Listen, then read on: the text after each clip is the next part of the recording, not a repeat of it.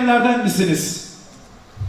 Çünkü Mustafa Kemal Paşa Anadolu ateşler içinde yanarken, düşman ilerlerken, isyanlar çıkmış, hilafet orduları kurulmuş, Anzavur çetesi ayakta. Böyle bir ortamda meclis tutturmuş, mecliste meclis, mecliste meclis, milli irade, milli irade. Yunus Nadi Bey de Mustafa Kemal'le olan hukukuna güvenerek diyor ki, ya diyor bu ortamda bile siz meclis diyorsunuz paşa, siz her kerameti meclisten bekleyenlerden misiniz diye soruyor. Paşa'nın cevabını aynen okuyorum bakın. Mustafa Kemal Paşa tabii böyle bir soru karşısında önce gülümsemiş. Sonra şunu söylemiş. Ben her kerameti meclisten bekleyenlerdenim demiş ve devam etmiş. Nadi Bey, bir devreye yetiştik ki orada her iş meşru olmalıdır. Hukuka uygun olmalıdır. Millet işlerinde meşruiyet yani haklılık ancak milli kararlara dayanmakla mümkündür. Milletin eğilimine tercüman olmakla mümkündür. Milletimiz çok büyüktür. Hiç korkmayalım. O esareti ve zilleti kabul etmez. Ve şöyle demiş bakın.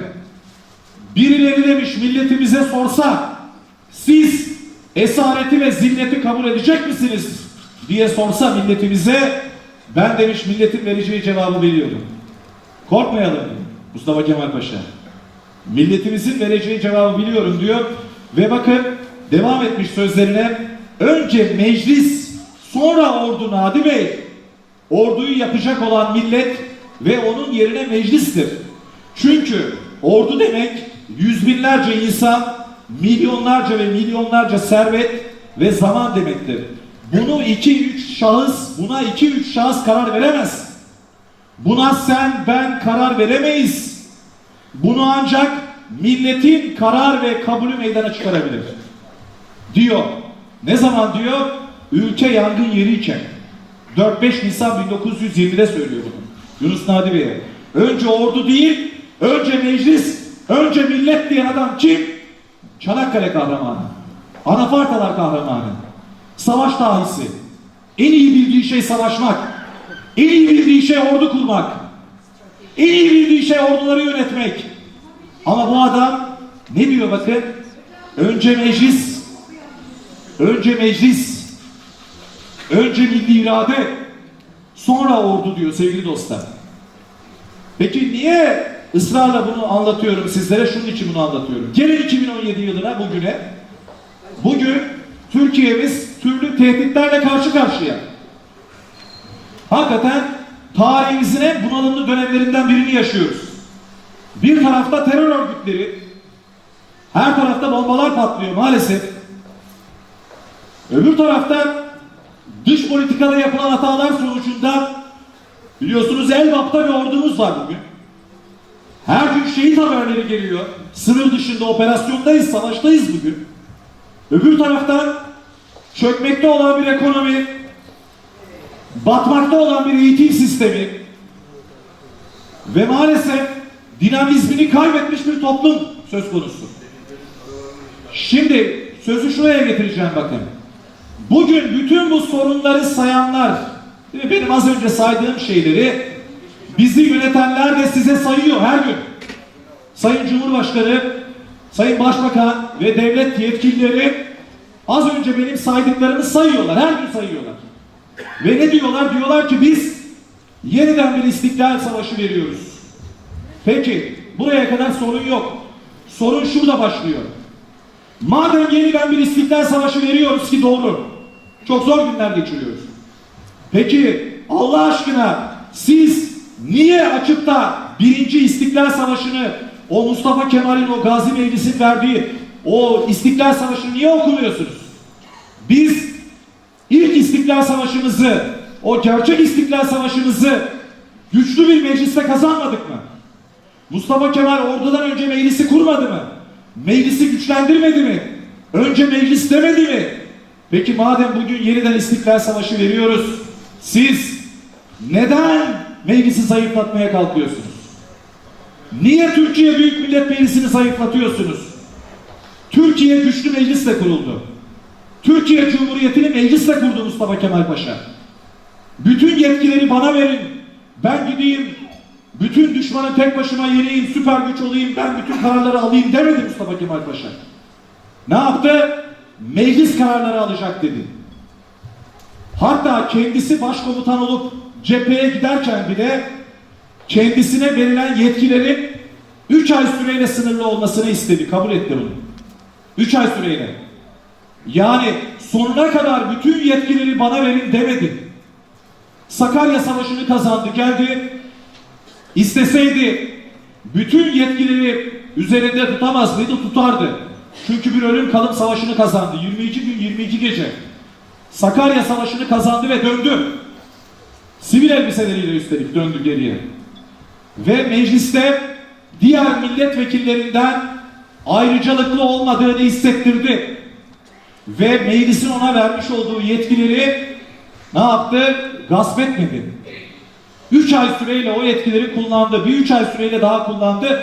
Çünkü büyük taarruz var bir süre sonra biliyorsunuz. Ve bir süre sonra savaş kazanıldıktan sonra, düşman denize döküldükten sonra Mustafa Kemal Paşa kendisine verilen yetkileri yeniden meclise devretti. Bakın çok önemli bu. Ve Kurtuluş Savaşı'nı meclisle kazandı Türkiye. Türkiye meclisle kuruldu. Peki bugün madem yeniden bir İstiklal Savaşı veriyoruz, o zaman meclisi daha da güçlendirmeliyiz. Fakat biz ne yapmaya çalışıyoruz? Meclisi işlevsiz hale getirmeye çalışıyoruz. Bir adamı güçlendirmeye çalışıyoruz. Burada bir terslik var. Burada büyük bir terslik var. Ve bakın Mustafa Kemal Paşa meclisi dağıtma yönünde kendisine yapılan bütün telkinleri reddetti. Ve asla meclisi dağıtma yoluna gitmedi. O meclis mücadelesini sürdürdü, Kurtuluş Savaşı'nı kazandı. Bugünse maalesef geldiğimiz noktada meclis sadece bir görüntüden ibaret kalmak üzere. Peki biz bu İstiklal Savaşı'nı, yani yeniden vermekte olduğumuz bu ikinci İstiklal Savaşı'nı meclissiz nasıl kazanacağız? Bir adamın ağzına bakarak İstiklal Savaşı kazanılmaz. Mustafa Kemal Paşa ki bir savaş dahisidir kendisi, bize bunu gösterdi. Şimdi biz millet olarak bu tarihi yeniden okumak zorundayız. Diyorlar ya hani güçlü Türkiye için yapıyoruz biz bunu. Güçlü Türkiye güçlü meclisle kuruldu diyorum ben de. Yeniden Türkiye'nin güçlenmesini istiyorsanız yeniden meclisi güçlendirmek zorundasınız. Evet sevgili dostlar. Şimdi meselenin ikinci boyutu da bu. Yani içinde bulunduğumuz iki tehlikeye vurgu yaptık ve dedik ki kuruluş ayarları bakın nasıl bozulmuş. Bağımsızlık yok. Egemenliğimiz elimizden alınmak isteniyor. Üçüncü nokta, bilimin, aklın, bilimin ve çağdaş uygarlığın yerini yeniden hurafeler, boş inançlar ve bağnazlık alırsa kuruluş ayarlarından biri daha bozulmuş demektir diyorum ben kitapta. Peki ne demek istiyorum? Bakın Kurtuluş Savaşı kazanıldı, düşman denize döküldü.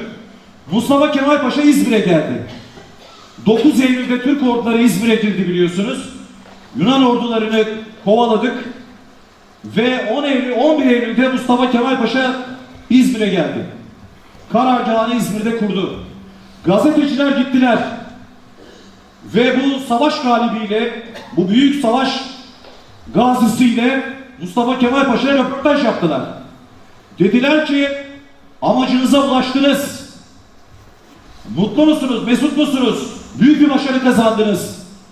Mustafa Kemal Paşa yine o sakin haliyle, yine o dudağındaki o tebessüm kırığıyla gazetecilere bakarak dedi ki evet önemli bir savaş kazandık. Ama dedi bizim savaşımız yeni başlıyor. Gazeteciler şaşırdı. Bu ne ya şimdi, yani büyük bir zafer kazandınız, düşmandan kurtuldunuz. Hayır dedi, bizim savaşımız yeni başlıyor.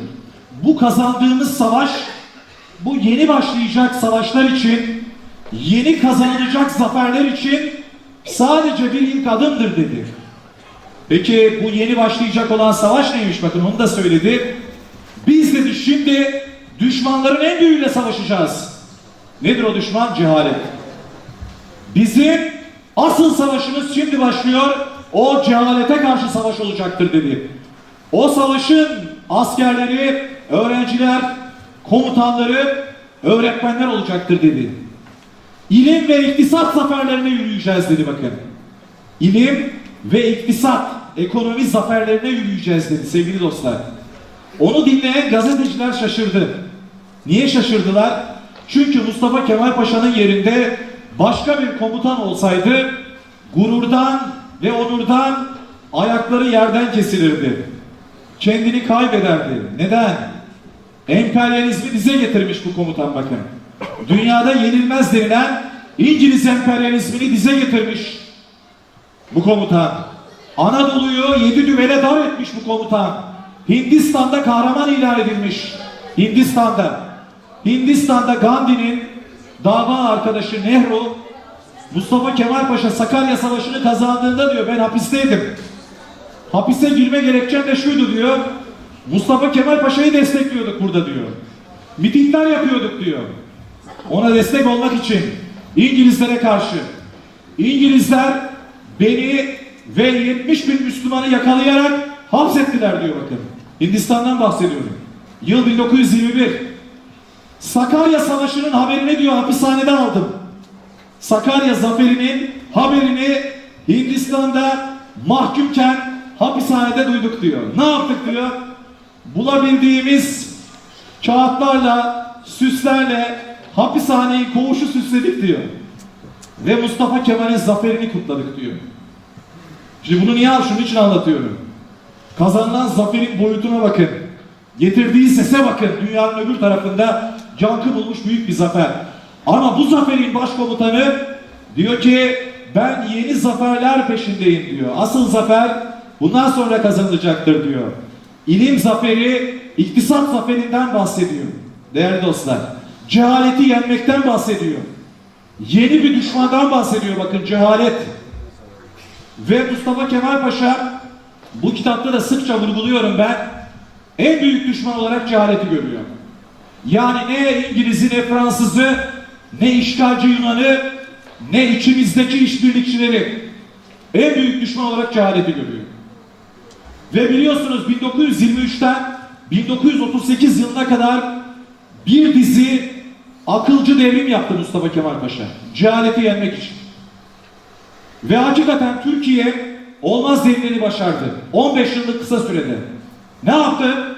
Öncelikle bakın ekonomik olarak iflas etmiş bir ülke vardı. Ekonomik olarak iflas etmiş. Duyunu Umumiye denilen bir teşkilat vardı. Neydi bu?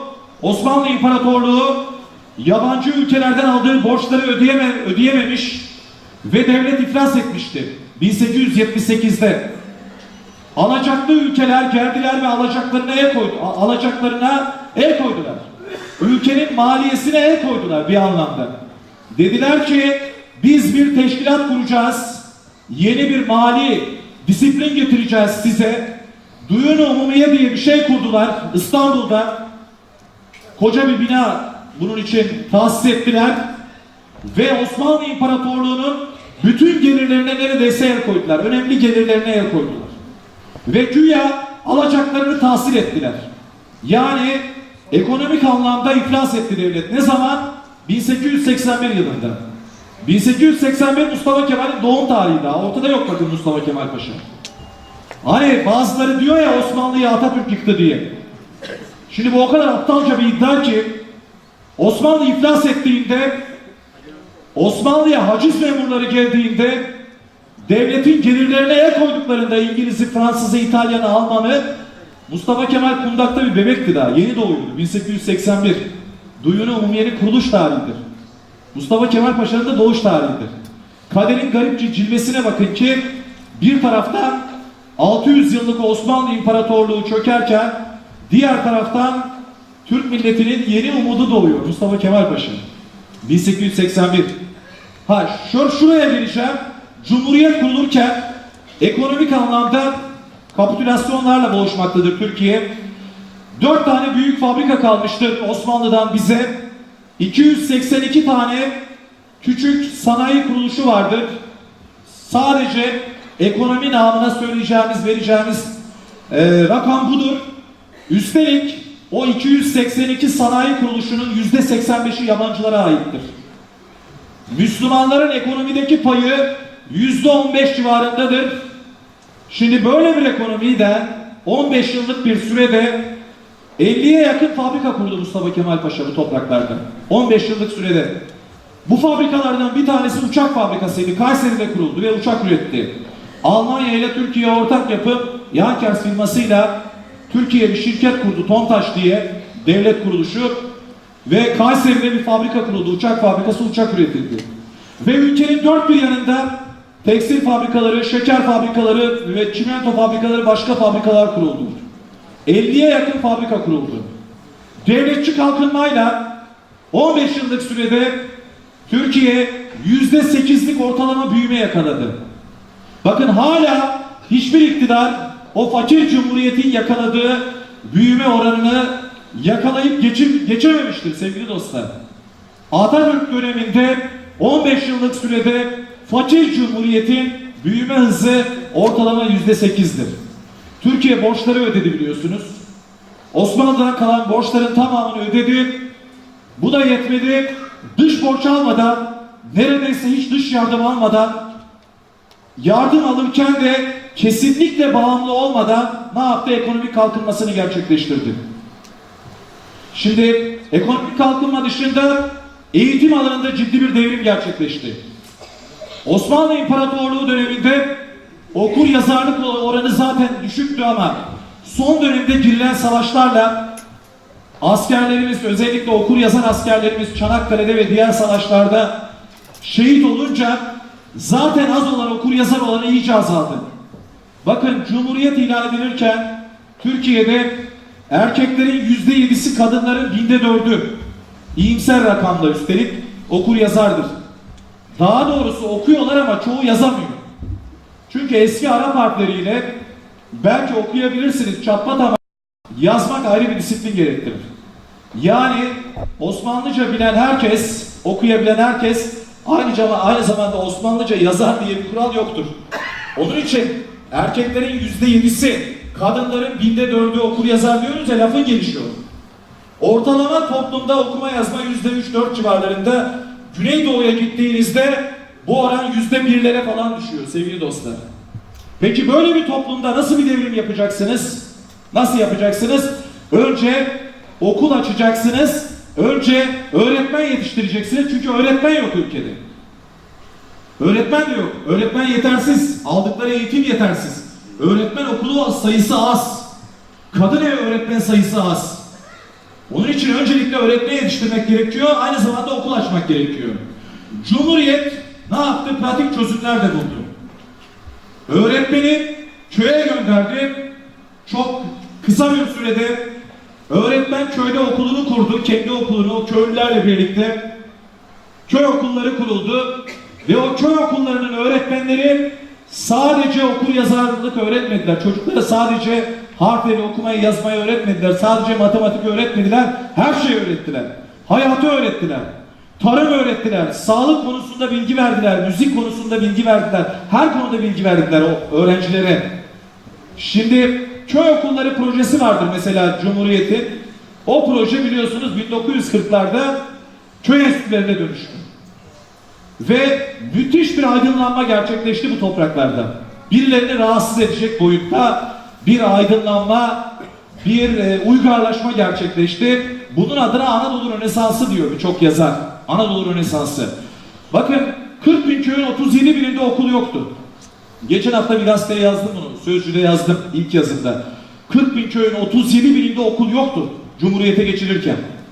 Şimdi böyle bir ülkeyi nasıl kalkındıracaksınız? Köylere kadar okul açarak kalkındıracaksınız. Cumhuriyet kısıtlı imkanlarına rağmen bunu başardı bakın. Yakın zamanlara kadar biliyorsunuz köy okulları vardı bu ülkede. Ama bundan 10 yıl önce, bundan 15 yıl önce yavaş yavaş bir süreç yaşandı.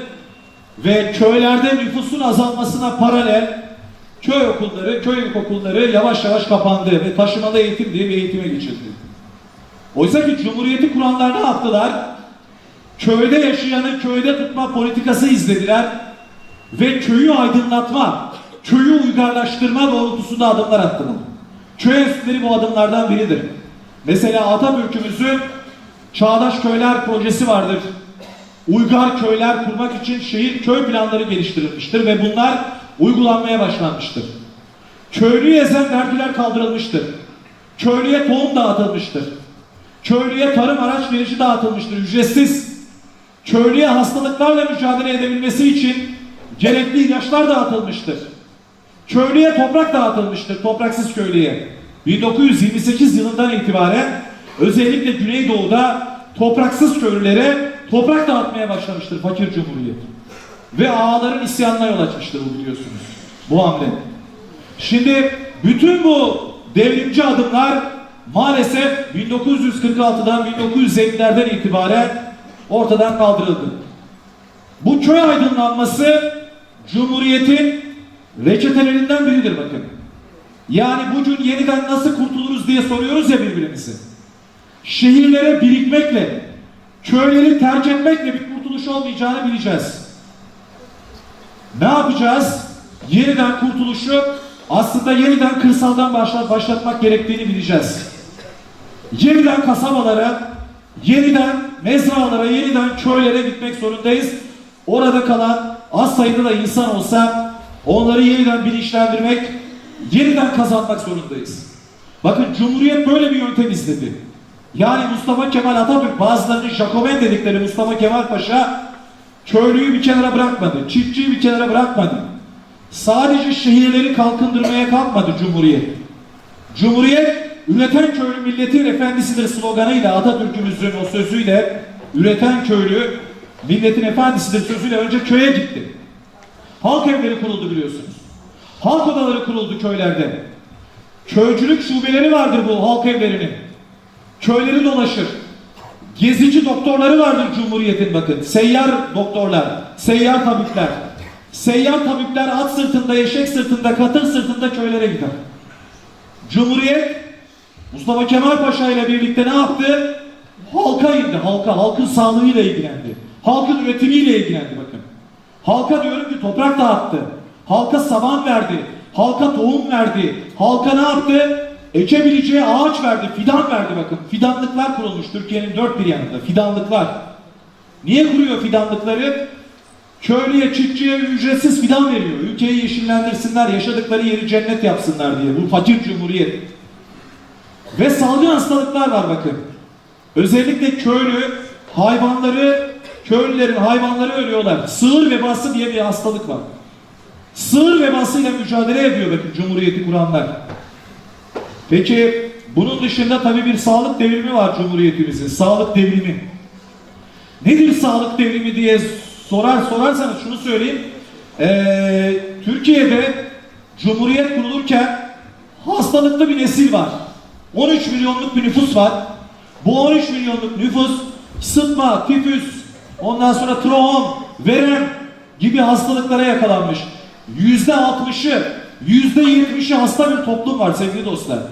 Bu inanılmaz bir durumdur. Şimdi bazıları bugün diyorlar ki Mustafa Kemal Paşa niye çok partili demokratik hayata geçirmedi Türkiye'yi? Bunlar nasıl mı? Bunlar nerede yaşıyor? Bunlar eğitim almadılar mı? Bunlar okul okumadılar mı? Bunlar kitap okumadılar mı? Böyle cümleler kurabilmek için hakikaten şaşkın olmak lazım. Bütün bu gerçeklerden kopuk olmak lazım. Cumhuriyet ne yaptı biliyor musunuz? Sağlık ocakları kurdu, dispanserler kurdu. Numune hastanesi diye bir kavram var bakın bugün. Numune hastanesi. Türkiye'de bir tanesi Erzurum'da, işte Anadolu'nun değişik şehirlerinde numune hastaneleri kuruldu. Niye numune o hastanelerin adı? Çünkü 5 tane, sayıları az. Çünkü örnek, numune. Ve o hastanelerin çevrelerinde sağlık ocakları ve dispanserler açıldı. Veremi iyileştirmek için, travmayı iyileştirmek için, sıtmayı iyileştirmek için özel ihtisas alanları açıldı ve orada yetişen doktorlar, o alanları bitiren, orada eğitim alan doktorlar Anadolu'ya gönderildi. Güneydoğu bölgemizde mesela bir trombon hastalığı var, gözleri kör ediyor. Onunla mücadele edildi. Güneyde ve doğuda sıtmayla mücadelede büyük bir başarı sağlandı. Aşı üretildi. Ankara'da Hıfzı Sağ Enstitüsü açıldı 1930 yılında. Ankara Refik Saydam Hıfzı Sıha Enstitüsü ve aşı üretti bakın orada genç cumhuriyet. Türkiye kendi aşısını kendisi üretti. Şimdi bütün bunları şunun için anlatıyoruz. Bir aydınlanma devrimi gerçekleşti bu ülkede. Bakın köylerden aldık, sağlığa girdik, eğitimden bahsettik, ekonomiden bahsettik. Uçak fabrikalarından söz ettik. Sevgili dostlar. Yani Ankara'da bakın Hıfzı Sıha Enstitüsü'nde bir taraftan aşı üreten bir Türkiye var. Ama bakın Türkiye bugün aşı üretemiyor. Türkiye dışarıdan alıyor aşıyı. Türkiye 90'lara kadar kendi aşısını üreten ülkeydi. Bugün Türkiye aşıda dışarıya muhtaç bir ülke haline geldi. Fakir cumhuriyeti kuranların aşı ürettiklerini unutmasın gençler. Tohum ıslah etti bakın bu cumhuriyet. Tohum. Tarımdan bahsederken unuttum bunu. Ankara Ziraat Enstitüsü açıldı biliyorsunuz. Almanya'dan ziraatçılar getirdi Mustafa Kemal Paşa. Hitler baskısından kaçan dünyaca ünlü tarım mühendisleri. Ve Ankara'da açılan Ziraat Enstitüsü'nde tohum ıslah edildi. Türkiye'nin dört bir yanında tohum ıslah enstitüleri kuruldu. Tohum ıslah istasyonları kuruldu. Fakir cumhuriyet tohumun öneminin farkında. Bugün Türkiye tohumda dışa bağımlı bir ülke biliyorsunuz. İsrail'e bağımlı bir ülke Türkiye bugün tohumda. Bu ülkeyi kuran irade tohum ıslah istasyonları kuruyor ülkenin dört bir yanında. Şimdi bakın sevgili dostlar, kuruluş ayarlarına dönmek derken kastettiğimiz nedir? O dönemde yapılanları birebir bugün yapmak değildir. Bir devrimci iradeden, bir yaratıcı düşünceden öyle de bahsediyoruz. Oraya dönmek derken. Şimdi bu öyle elimizde böyle bir kaynak var ama biz bunu değerlendirmiyoruz. Bunu değerlendirmedikten sonra maalesef gerçek bir kurtuluşa ulaşamayız. Bizim kurtuluş tecrübemiz bizim yeniden kurtuluşumuz için yeterlidir. Yeter ki o tecrübeyi doğru bir şekilde anlayalım. Yeniden okuyalım değerli dostlar. Şimdi bakın İstanbul Üniversitesi'ni kurdu Atatürk biliyorsunuz. Osmanlı Darülfünun'unu kapattı. İstanbul'da bir üniversite kurdu. Bugünkü İstanbul Üniversitesi modern bir üniversite olarak kurdu orayı. Almanya'dan profesörler getirildi. Hitler baskısından kaçan profesörlere kapılar açıldı. Ve İstanbul Üniversitesi dünyanın en önemli üniversitelerinden biri olarak kuruldu 1933 yılında. Mustafa Kemal Paşa'nın bir hayali vardı. Türkiye'yi diyor 3 bölgeye ayırmak lazım. 3 kültür bölgesine diyor. Bir İstanbul, orada bir üniversite kurduk zaten diyor. Ankara'da bir üniversite kurmak lazım diyor. İkinci kültür bölgesi Ankara. Orada bir üniversite kurmak lazım. Bunun için ne yapıyor? Ankara Dil Tarih Coğrafya Fakültesini kuruyor bakın. Daha 1925'te. Ankara Dil Tarih Coğrafya Fakültesini. Çağdaş bir kurum olarak. Asıl amacı nedir? O fakültenin etrafında bir Ankara Üniversitesi'nin oluşmasını istiyor. Ve diyor ki bir de Van'da bir üniversite kurmalıyız diyor. Üçüncü kültür bölgesi Van olmalıdır diyor. Van. Atatürk'ün Van'da üniversite projesi vardır biliyorsunuz. Hem Van Gölü'nün çevresinde kültür tesisleri yapmayı düşünüyor, hem bir üniversite kurmayı düşünüyor, hem de Van şehrini çok değişik okullarla, kızların okuyacağı, işte erkeklerin okuyacağı okullarla, ortaokullarla, ilkokullarla, meslek okullarıyla donatmak istiyor. Ben bunun ayrıntılarını yazdım. Bakın 1937 yılında oraya görevliler gönderiliyor ve Van Gölü'nde ölçümler yapılıyor. Van şehrinde incelemeler yapılıyor. Van'ın bir kültür kenti olmasına karar verilmiş çünkü. Van'da bir üniversite kurulması isteniyor. Atatürk'ün vasiyetlerinden biriydi bu. Van'da bir üniversite kurulması. Türkiye Van'da üniversiteyi kurdu ama çok sonraları kuruldu biliyorsunuz. Yani 1930'ların sonundaki bu proje yıllar sonra ancak hayata geçirilebildi. Tabii ülkenin dört bir yanında meslek okulları açıldı. Ülkenin dört bir yanında sanat okulları açıldı değil mi sevgili Antalyalılar? Ve en önemlisi harf devrimi yapıldıktan sonra millet mektepleri kuruldu. Millet mekteplerinde insanımıza okuma yazma öğretildi. Ama 40 yaşında 50 yaşında insanlara da okuma yazma öğretildi. Hani bugün diyorlar ya harf devrimi oldu bir gecede cahil kaldık. Şimdi bu kocaman bir yalan. Neden? harf devrimi olmadan önce de zaten cahildim. Değişen pek bir şey olmadı. Neden? Çünkü demin ifade ettik. Toplumun zaten %3'ü 4'ü okur yazar. Hatta okur ama yazamaz çoğu. Yani toplumun %90'ından fazlası harf devriminden önce de dedesinin mezar taşını zaten okuyamaz durumdaydı. Bakın toplumun %90'ından fazlası mezar taşını zaten okuyamaz durumdaydı. Peki Cumhuriyet ne yaptı? Yeni harfleri getirdi. Yeni Türk harflerini, Latin kökenli harfler ve bu harflerin özelliği nedir? Bu harfler Türkçenin yazımını kolaylaştırmıştır. Okumak yazmak daha kolaydır. Biz bunu gördük mü? Bunun hakikaten böyle olduğunu gördük biz. Yaşayarak gördük. Bakın Türkiye bugün 2017 yılında yani işte harf devriminden 80 küsur yıl sonra bugün Türkiye'de okuma yazma oranı %90'ları geçmiştir. Şimdi bu nedir? Bu şu anlama gelir. Yeni harflerin hakikaten okuma yazmayı kolaylaştırdığını biz deneyerek bunu gördük. Hala buna itiraz eden var.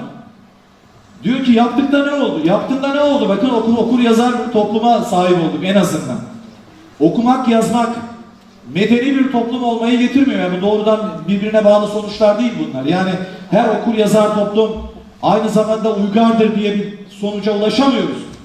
Ama okumak yazmak bu işin başlangıcı. Ve Cumhuriyet devrimi bunu gerçekleştirmiştir. Fakat bugün en başarılı olan harf devrimi bile eleştirilmektedir. Yerden yere vurulmaktadır. Harf devrimini yerden yere vuranların bakıyoruz, ondan önceki tabloya bakıyoruz. Yine ben geçen haftaki yazımda istatistikler verdim. Avrupa'da 15. yüzyılda basılan kitap sayısı 15-20 milyon. Basılan kitap sayısı. Bizde 18. yüzyılda basılan kitap adedi 1300. Yani 15-20 milyon 15. yüzyılda Batı'da, bende ise 18. yüzyılda basılan kitap adedi kitap sayısı 1300, 1200, 1300 olduğu ifade ediliyor. Toplam 17-18 tane kitap basılmış. Bunların baskı adetlerini hesapladığınızda 1200-1300 kitap yapıyor. Dolayısıyla bakın genç kuşakları kandırabilmek için ne yapıyorlar? Masallar uyduruyorlar ve diyorlar ki Mustafa Kemal Paşa bizi cahilleştirdi. Tam tersi. O cehaleti yenmek için bir anahtardır. Yeni harfler ve bu konuda başarılı olmuştur Türk devrimi sevgili dostlar. Şimdi tabii anlatacak o kadar çok şey var ki bakın uçak fabrikaları dedik. 1926 yılında Kayseri'de uçak fabrikası kurdu. Cumhuriyet uçak üretti ama 2. Dünya Savaşı yıllarında da biz savaşa girmedik. Ankara'da Türk Hava Kurumu uçak fabrikası kurduk bakın. Savaşa girmeyen Türkiye Ankara'da Türk Hava Kurumu uçak fabrikası kurdu ve uçak üretimine başladı. Ankara'da yine Türkiye 1940'lı yıllarda ne yaptı? Bir motor fabrikası kurdu. Pancar motoru değil, uçak motoru üretiyor bu fabrika. Dünyanın değişik yerlerinden mühendisler geldi. Türkiye'den yurt dışına öğrenci gönderildi. Ve Türkiye'nin amacı şuydu. Kendi uçak motorunu üretebilmek. Ve 1940'larda Ankara'da kurulan fabrika montaj da yapıyordu. Uçak motoru montajı da yapıyor ama aynı zamanda hedef orada Türk tipi bir uçak motoru üretmekti. Bir rüzgar tüneli kuruldu 1940'lı yıllarda Ankara'da. Rüzgar tüneli nedir? Uçakların testlerini yapmak için, aerodinamik testlerini yapmak için kurulan bir tüneldir.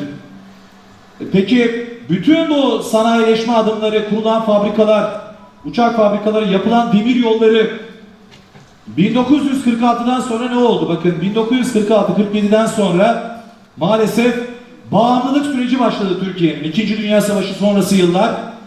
Ve ne oluyor 2. Dünya Savaşı'ndan sonra? Marshall yardımı, Truman doktrini, Trumbo raporu, Amerikalı uzmanlar Türkiye'ye geliyorlar. Sanayileşme modelimizi inceliyorlar ve bize öneride bulunuyorlar. Diyorlar ki siz bu tür sanayileşmeden vazgeçin. Mesela bu demir yolu işinden vazgeçin. Karayolu bundan sonra geleceğin yatırımıdır. Onun için karayoluna yönelin. Siz diyorlar bu devletçi sanayileşmeden vazgeçin. Çünkü uçak fabrikaların var senin. İşte tekstil fabrikaların var, şeker fabrikaların var. Çoğu devletin kontrolünde. Bu işten vazgeçin deniyor bize. Ve tabi sadece vazgeçin demekle bırakmıyorlar. Yaptırımlar da söz konusu. Ve Türkiye maalesef 2. Dünya Savaşı sonrasının o zor koşullarında Amerika'dan işte yardım alacağım diye, Sovyet Rusya'ya karşı Amerikan desteğini alacağım diye maalesef bütün bu yatırımları bir kenara bırakacaktır. Aşama aşama.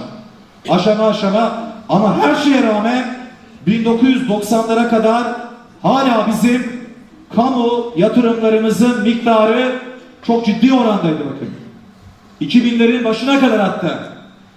Devlete ait fabrikalarımız vardı. Devlete aitse bize ait, yani bu millete ait çok sayıda fabrika, çok sayıda kamu kuruluşu vardı bu ülkede. Ama bugün geldiğimiz noktada ne oldu? Elimizdeki son kamu malları da ne olduğunu bilmediğimiz, hesap soramayacağımız, denetleyemeyeceğimiz, adeta yangından mal kaçırırcasına bir fona devredildi. Şimdi biz millet olarak da bütün bunları hak etmiyoruz. Çünkü bu ülkenin nasıl kurulduğunu, bakın kuruluş öyküsünü anlatıyorum epey uzun bir süredir. Bütün bu süreç çok zor, çok zahmetli bir süreçtir. Ama 1946'dan 47'den sonra başlayan yeni bir süreç var bakın. Bunu da doğru okumak zorundayız.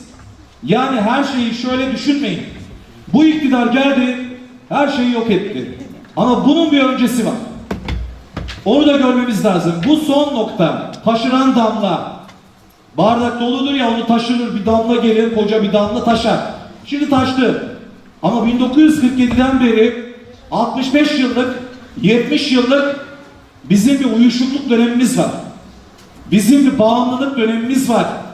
Bir karşı devrim süreci var bu ülkede, 65 yıllık, 70 yıllık. Bugün hala Mustafa Kemal Atatürk'ün o 15 yıllık ışığı aydınlatıyor bu toprakları.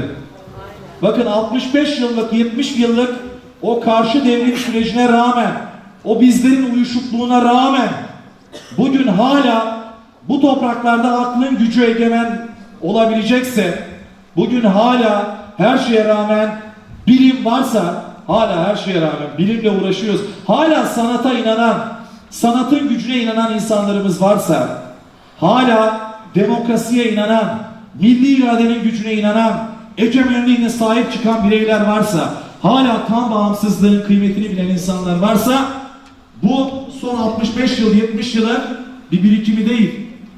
Bu Mustafa Kemal'in, o Gazi Meclis'in, o 15 yıllık olağanüstü mücadelenin ışığı. Bugün bizi aydınlatan hala o ışık. Peki soru şu, 65 yıllık, 70 yıllık karşı devrime rağmen, uyuşukluğa rağmen, hala bizi aydınlatan bu 15 yıllık ışığı elimize alıp, meşale yapıp, niye önümüzü aydınlatmıyoruz? Niye bundan yararlanmıyoruz? Sevgili dostlar, bu son bölümde sizi enteresan bir şeyle yüzleştireceğim. Bununla bitireceğiz ama burası çok çok önemli. Çünkü meselenin güncel boyutu var. Bakın bu ülkeyi kuran insan Mustafa Kemal Atatürk, nurlar içinde yatsın. Bu ülkeyi kuran insan sadece ülkeyi kurmakla kalmıyor. Diyeceksiniz ki hoca kurmadan önce kurtardı. Ha, doğru. Ama sadece kurtarmakla ve kurmakla ne yapmış biliyor musunuz? Gelecekte bu ülkenin bazı sorunlar yaşayacağını tahmin etmiş. Çünkü bizleri tanıyor. Milleti tanıyor. Türk insanını tanıyor. Ve benim gördüğüm şu ki Mustafa Kemal Paşa diyor ki bunlar, bizden bahsediyor, ileride yine ipin ucunu kaçırırlar, yine uyurlar, yine başları derde girer. Bakın, başları derde girer. Onun için diyor ben bunları bir de uyarayım. Gelecekte olacaklar konusunda, başlarına gelecek konusunda, gelecekler konusunda uyarayım diyor bakın. 1923 kitabını yazarken bazen bu uyarıları görünce hakikaten üzüldüm. İnsan üzülüyor. Bazen tebessüm ediyor. Bazen de hakikaten insan bu uyuşukluğa, bu vurdum duymazlığa kahrediyor. Kahrediyor. Bakın sizi enteresan bir gerçekle yüzleştireceğim bu bölümün sonunda. Şimdi Mustafa Kemal Paşa, bu cumhuriyeti kuran adam, şu ifadeleri kullanmış bakın. Adeta bu günlere ışık tutarak şu ifadeleri kullanmış. Öncelikle ısrarla bir şeyin altını çiziyor. Diyor ki egemenliğinize sahip çıkın. Mustafa Kemal Atatürk'ün en büyük uyarısının bu olduğunu unutmayalım. En büyük uyarısı bu konuda. Yani vatan işgal edilir, işte düşmanla şöyle savaşın böyle savaşın değil. En büyük uyarısı egemenliğinize sahip çıkın diyor. Defalarca birçok konuşmasında. Demek ki şundan şüpheleniyor. Bizim egemenliğimize sahip çıkamayacağımız endişesini taşıyor. Onun için uyarıyor bizi. Şimdi birkaç paylaşım yapayım, izin verin bakın. Diyor ki Mustafa Kemal Paşa, egemenlik kayıtsız şartsız milletindir ifadesini açıklarken, kayıtsız şartsız tabiriyle belirtilen egemenliği millete vermek demek. Buraya dikkat. Bu egemenliğin bir zerresini, sıfatı, ismi ne olursa olsun hiçbir makama verdirmemek demektir diyor. Tarih 1923. Çok önemli bakın. Şimdi Mustafa Kemal Paşa diyor ki biz egemenlik kayıtsız şartsız milletindir derken şunu kastettik diyerek aslında sanki 2017 referandumuna gönderme yapıyor. Tekrar okuyorum.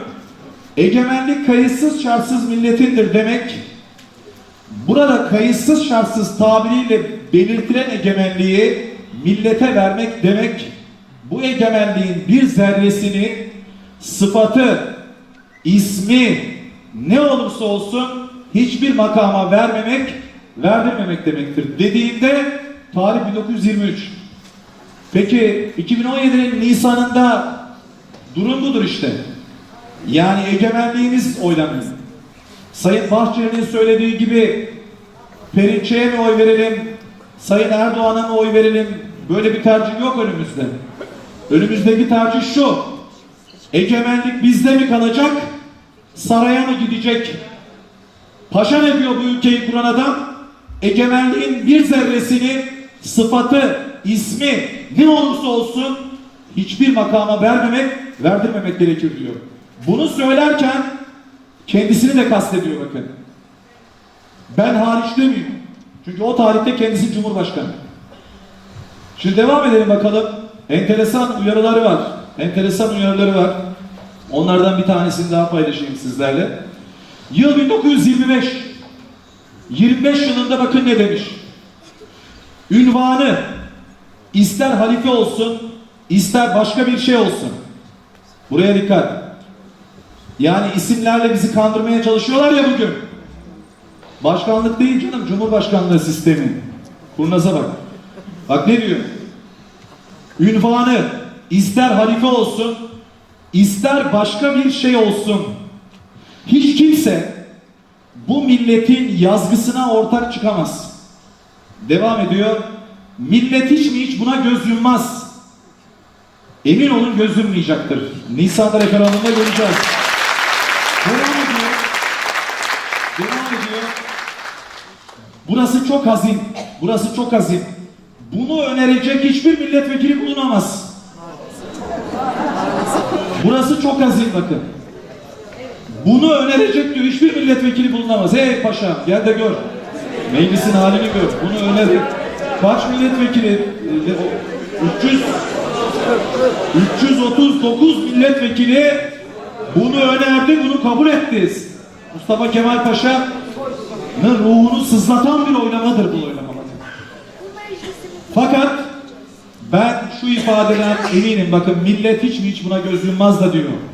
Milletvekilleri konusunda yanıldı ama inşallah hayır. Millet konusunda yanılmayacak. Evet. Yıl yine 1925. Bu ülkeyi kuran insan bakın adeta bugünkü referanduma gönderme yaparcasına bizi nasıl uyarıyor? Türkiye Büyük Millet Meclisi yalnız ve yalnız milletindir. Milletin seçtiği vekillerden oluşur. Bu meclis yalnız ve yalnız milletin emrine boyun eğmek zorundadır. Lütfen dikkat. İsmi ve makamı ne olursa olsun millet bu hakkını bir şahsa ve makama teslim edemez.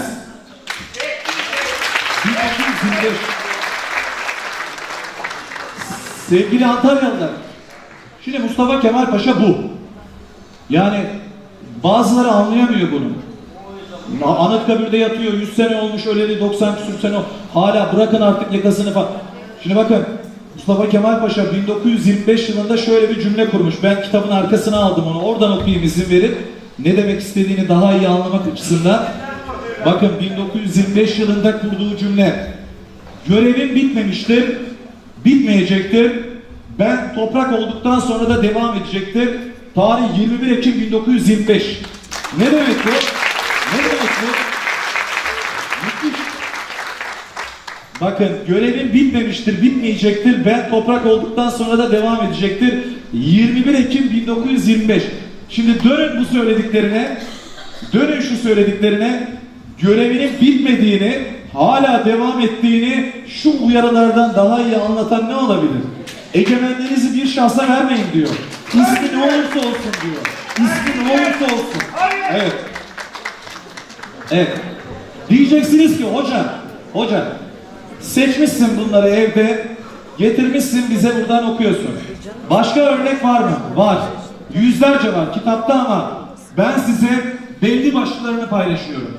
Ben de hayret ettim. Yani Mustafa Kemal Paşa'nın bu konuda bu kadar ısrarcı olması, aman egemenliğinize sahip çıkın, aman biri kapar bunu dikkat edin demesi çok anlamlı, çok önemli. Birkaç örnek daha paylaşmama izin verin bakın. Yıl 1925 ne diyor? Egemenliğini herhangi birisine bırakan bir insan, emekçilere seslenin. Egemenliğini herhangi birisine bırakan bir insan, kendi iradesinin kullanılacağından ve uygulanacağından nasıl emin olabilir? Devam ediyor. Şimdiye kadar milletimizin başına gelen bütün felaketler kendi kader ve alın yazısını, lütfen dikkat, başka birisinin eline terk etmesinden kaynaklanmıştır. Milletimizin başına bugüne kadar gelen bütün felaketler diyor, kendi alın yazısını başka birine terk etmesinden kaynaklanmıştır. Devam ediyor. Kaderini kendisini zincire vuracak şahıslara terk eden milletler, o şahısların keyif ve emellerine oyuncak olmaya karar vermiş, razı olmuş demektir. Evetçilere sesleniyor. Çok açık. Devam ediyor bakın. Bu türlü milletler talihlerini ellerine bıraktığı insanlar başarılı oldukça o insanların daha kuvvetli baskısı altında kalır. Başarılı olamazlarsa felaket, yıkım yalnız o insanların değil, onlara tabi olan toplumun başına gelir. O halde her iki ihtimalde de böyle bir millet felakete maruz ve mahkumdur. Yani Paşa diyor ki kısacası, egemenliğinizi birine terk ettiğiniz zaman diyor, o biri eğer başarılı olursa sizi daha çok baskı altında bulundurur. Diyelim egemenliğinizi terk ettiniz birine. O da başarılı oldu. Başarılı olduysa diyor, sizin üstünüzde daha çok baskı kurar. Peki ya başarısız olursa diyor, o zaman daha tehlikeli diyor. Eğer başarısız olursa bu sefer felaket olur diyor. Üstelik sadece o kişiye oy verenler için geçerli değil bu felaket diyor. Oy vermeyenler için, devlet için, ülke için bir felaket, bir yıkım olur diyor. Onun için uyarıyor bakın, diyor ki, çok önemli burası, o halde her iki ihtimalde de böyle bir millet felakete maruz ve mahkumdur. Felakete maruz ve mahkum olmamak için yapılması gereken 2017 Nisan'ında bellidir. Bellidir. Evet. Evet. Şimdi bakın, müthiş bir uyarı daha. Yıl 1926. Uyarı şu. Vatanınızda diyor, herhangi bir şahsı istediğinizi sevebilirsiniz. Kardeşiniz gibi, arkadaşınız gibi, babanız gibi, evladınız gibi, hatta sevgiliniz gibi sevebilirsiniz. Devam ediyor. Fakat bu sevgi sizi, milli varlığınızı bütün sevgilerinize rağmen herhangi bir şahsa, herhangi bir sevdiğinize vermeye sebep olmamalıdır. Bunun aksine hareket kadar büyük hata olmaz. Hani bugün sokağa çıkıp soruyoruz ya, niye evet diyorsun mesela, soruyoruz. Diyor ki ben seviyorum. İşte Sayın Cumhurbaşkanı'nı çok seviyorum. Karizmatik lider, şöyle böyle sev. Mustafa Kemal Paşa diyor ki sev. Oğlun gibi, kardeşin gibi, hatta sevgilin gibi sev diyor. Ama diyor bu sevgi bütün varlığını ona teslim olmaya seni götürmemeli. Bu büyük bir hata olur diyor. Sevgili Antalyalılar. Şimdi bakın, çok önemli bir iki uyarıyla bitireceğiz. Şimdi şurası çok önemli, bakın. Bir adam ki memleketin ve milletin mutluluğunu düşünmekten çok kendini düşünür. O adamın kıymeti ikinci derecededir. Esas kıymeti kendine veren ve mensup olduğu millet ve memleketi ancak şahsiyetiyle ayakta gören adamlar milletlerin mutluluğuna hizmet etmiş sayılmazlar. Bakın, kendisini de kastediyor. Devam ediyor. Ancak kendilerinden sonrakileri düşünenler milletlerini yaşamak ve ilerlemek imkanlarına eriştirirler. Şuraya dikkat lütfen. Kendi gidince ilerleme ve hareket durur zannetmek bir gaflettir. Kendi gidince ilerleme ve hareket durur zannetmek bir gaflettir diyor. Şimdi bu niye önemli? Şunun için önemli. Geçen yıl hatırlayacaksınız, birileri demişti ki ben gidersem yıkılır. Mustafa Kemal Paşa ne diyor? Bu ülkeyi kuran insan kendi gidince ilerleme ve hareket durur zannetmek bir gaflettir diyor. 90 sene önce bugüne cevap veriyor. Evet. Şimdi ben sizi Yalova'ya götüreceğim. Yıl 1930. Yaz, Haziran ayı. Yalova'dayız. Yalova Termal'deyiz. Yalova Termal'i görmüşsünüzdür. Görmeyenleriniz de mutlaka görsün. Atatürk'ümüzün yazları birkaç ay gidip ikamet ettiği 2 katlı ahşap bir bina. Yalova Termal. 1930 yılında yine oradadır. Kurmayları da yanındadır. Paris'ten Fethi Bey'i çağırmıştır. Fethi Okyar'ı. Afet İnan oradadır. Tarih profesörü. Orada hummalı bir çalışma vardır. Nedir biliyor musunuz? Bir demokrasi denemesi yapacaktır Mustafa Kemal Paşa. Yeni bir parti kurmaya karar vermiştir. Cumhuriyet Halk Partisi'nin yanında bir parti daha kurayım diyor. Ben de tarafsız olayım diyor. Cumhurbaşkanı olarak CHP'nin kurmuş olmasına rağmen iki parti arasında artık tarafsız olması gerektiğini ifade ediyor. Ve böylece diyor Türkiye demokrasiye geçmeyi denesin. Tarih 1930. Peki 1930'un özelliği nedir? Şudur. Avrupa'da faşizm yükselmektedir. Nazizm yükselmektedir. Mesela İtalya'da Mussolini iktidara gelmiştir. Almanya'da Hitler iktidara gelmek üzeredir. 3 senesi var. 1933 yılında biliyorsunuz Hitler seçimle iktidara gelecektir Almanya'da. Ve faşizm Almanya'da ortalığı kasıp kavuracaktır. İşte faşizm, nazizm, diktatörlükler çağında Bursa'da, Yalova'da bir lider ne yapıyor? Diyor ki 2 tane parti kurayım da diyor çok partili hayata geçireyim. Devleti bir demokrasi denemesi yapayım. Bakalım olacak mı? Bir deneyelim. Paris Büyükelçisi Fethi Bey geliyor. Partinin başına onu geçirmeyi planlıyor Mustafa Kemal Paşa. O gece niye buna karar verdiğini anlatıyor. Yani niye 2 parti kuruyor, ikinci bir parti kuruyor, niye demokrasiye önem veriyor, bunu anlatıyor. Afet İnan orada diyor ki ağzından çıktığı gibi not aldım diyor. Afet İnan. Manevi kızlarından biridir biliyorsunuz. Tarih profesörü. Afet İnan çok enteresan şeyler yazmış o gece. Paşa ne demiş biliyor musunuz? 1930 Haziran gecesi. Tam tarihini unuttum. Diyor ki eğer sağlam bir demokrasi kuramazsak gelecekte benim yerime Cumhur Reisi olacak olan biri, herhangi bir kişi rejimi değiştirebilir diyor. Bu çok enteresan bir analiz ve öngörü. Tekrar ediyorum, diyor ki eğer gerçek bir demokrasi kuramazsak, çok partili bir düzene geçemezsek, gerçek bir demokrasi kuramazsak korkarım diyor gelecekte bir gün benim yerime reisi cumhur olacak biri rejimi değiştirebilir. Ayrıntılarını açıklıyor. Kitapta ben çok ayrıntılı bütün o metni yazdım ama burada özetliyorum. bunun nasıl olacağını anlatıyor bakın. Diyor ki eğer mecliste tek bir parti çok güçlü olursa, bakın çok enteresan.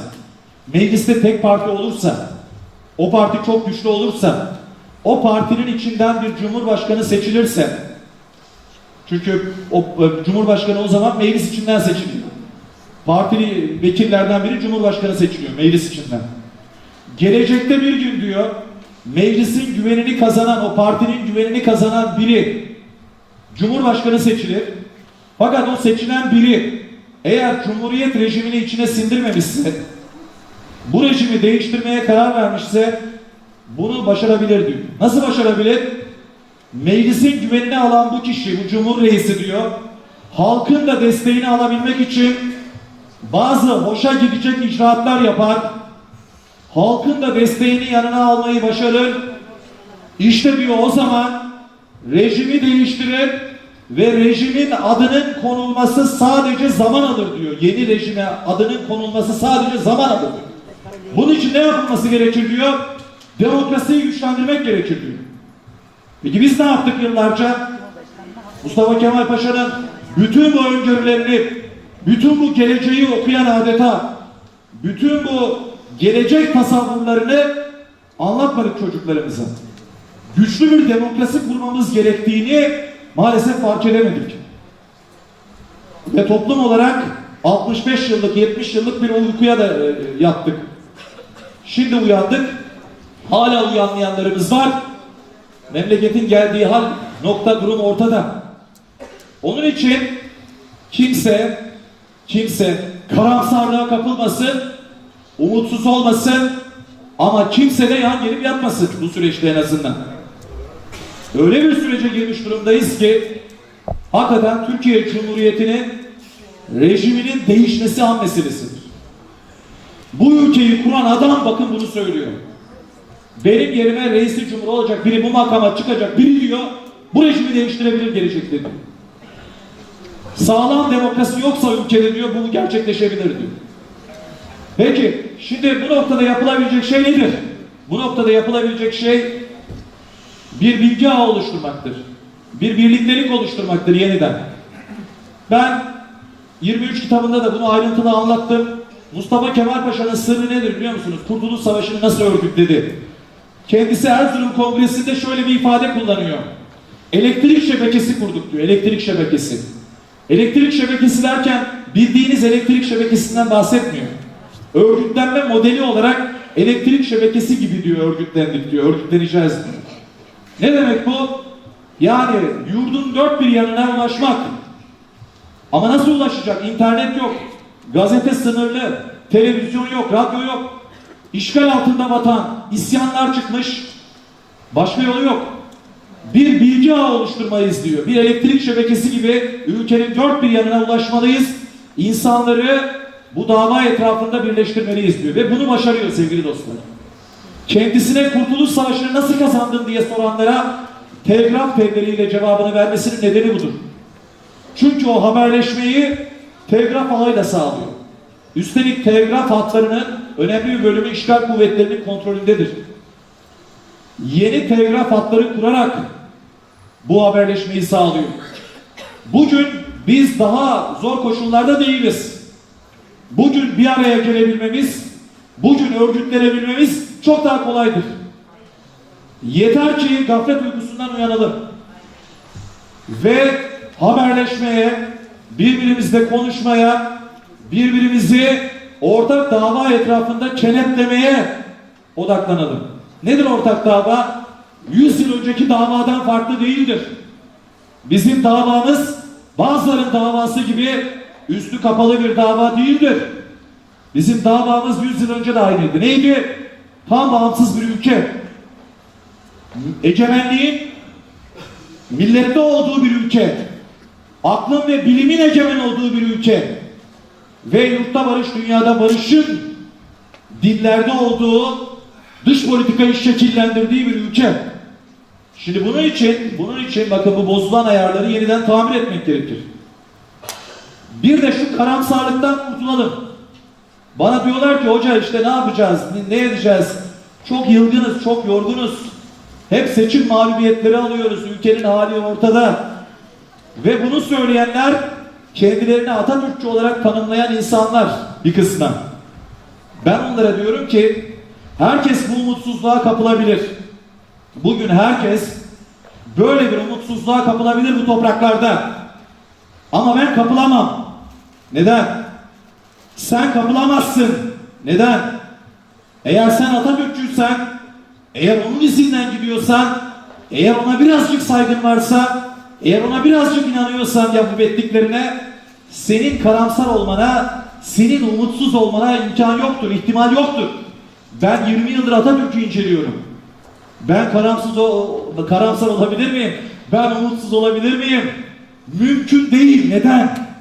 Çünkü Mustafa Kemal Anadolu'ya çıkarken, bakın, Mustafa Kemal 19 Mayıs 1919'da Samsun'a çıktığında umudu olan insan sayısı bir elin parmaklarını geçmemektedir sevgili dostlar.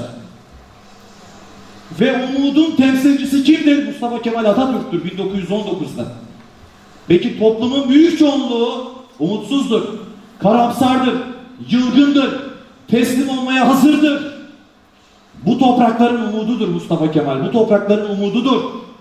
Bu coğrafyada umutsuzluk kol geçse bile eğer Atatürk'ün izinden giden tek bir kişi varsa o kişi umudun bayraktarlığını yapacaktır. Tek başına o kişi, bakın o bir kişi umudun bayraktarlığını yapmaya yeter. Bu toprakların umudu Mustafa Kemal Atatürk'tür, unutmayın. Ve bugün 1919'dan daha kötü koşullarda değiliz. Dolayısıyla ben umutsuzum demeye hakkımız yoktur.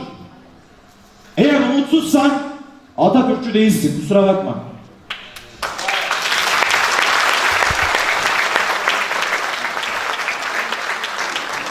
Evet. Tabi sabaha kadar bu söyleşi devam edebilir. Gördüğüm kadarıyla çok kimse de gitmedi. Sabaha kadar konuşabiliriz ama tabi bu mümkün değil. Hem insan yapısı olarak bunu ben kaldırmam mümkün değil. Hem de sizlerin tabi buna dayanmanız çok mümkün değil. Onun için ben hepinizi saygıyla, sevgiyle selamlıyorum. Evet.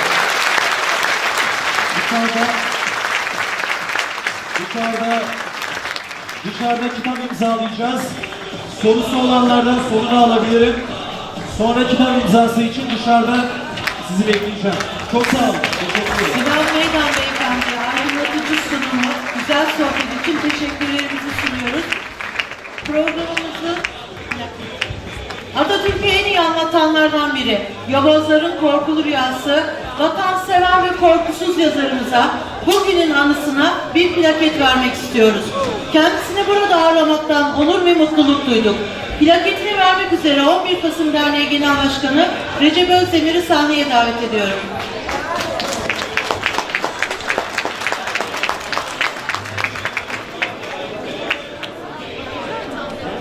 Teşekkür ve şükranlarımızı sunarız.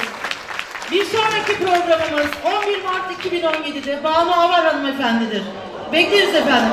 Cumhuriyet'te kalın, Atatürk'te kalın, sevgiyle kalın, hoşça kalın.